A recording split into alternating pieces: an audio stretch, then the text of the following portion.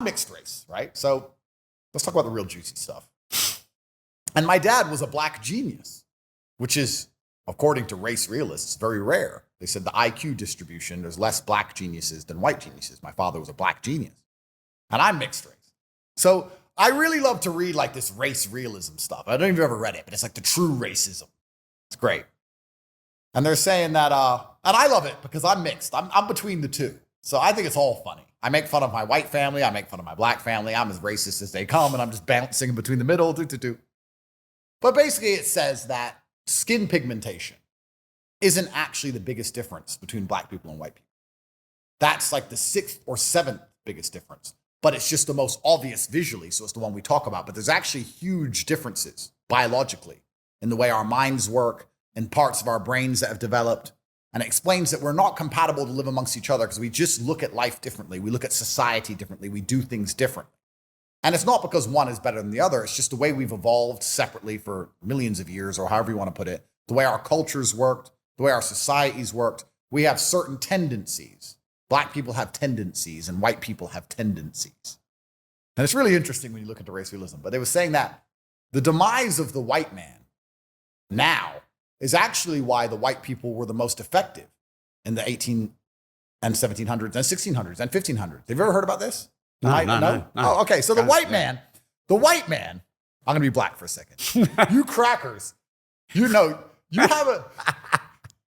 You need your ice watch for this. Yeah, I need my ice watch. I actually wore a nice, calm Rolex, has a few diamonds, but it's a little bit ice. It's a little bit. Yeah. It's my calmest watch. Yeah. So white people have a superpower.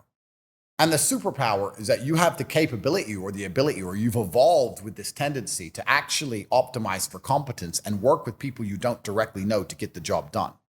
So white people, if you need to build a boat, will go out there and say, okay, we need to build a boat. So I need a carpenter and I need a blacksmith. He's the best carpenter and he's the best blacksmith. I don't know these people, but they're the best. So we're going to find a way to work together. We're going to be kind to each other. We're going to understand each other. We're going to come up with a contract, which is a novel concept. Contracts were never found anywhere else in the world outside of the Western world, by the way. The Aztecs didn't have contracts. The Aboriginals didn't have contracts. Africans didn't have contracts. They never had contracts. The idea of going up to someone you didn't know and agreeing the terms and just doing the work was alien to them. Here's a contract so we can get the ship built.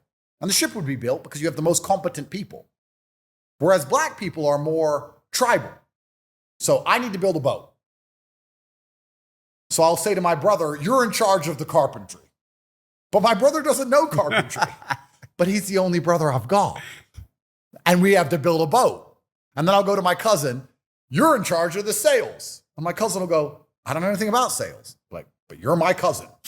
So we optimize, black people optimize the tribe and optimize familial relations over competency. So over time now, white people are far better at getting along with other people they don't know, living next to people they don't know, interacting with people they don't really know. Because for hundreds of years or thousands of years, you had to be competent and build these mass competent societies. Whereas other races are they only really trust those they're familiarly linked to. They don't like people not in their clan or not of their name. And that stifles their competency because any large infrastructure project or anything large that must be done can only be done with the competency level of the people who they are related to. We see this even now in African politics. Who becomes president? His brother becomes finance minister. His sister becomes this. And the whole family just becomes, and they don't know what they're doing, but that's his family. That's how they work. So the white people's ability to get along with others, which made you extremely successful, made the white man the most powerful force in the history of humanity, is now being weaponized and used against it, right? Because now you can understand other people and you're very patient and you're happy to talk things through and you don't quickly resort to violence.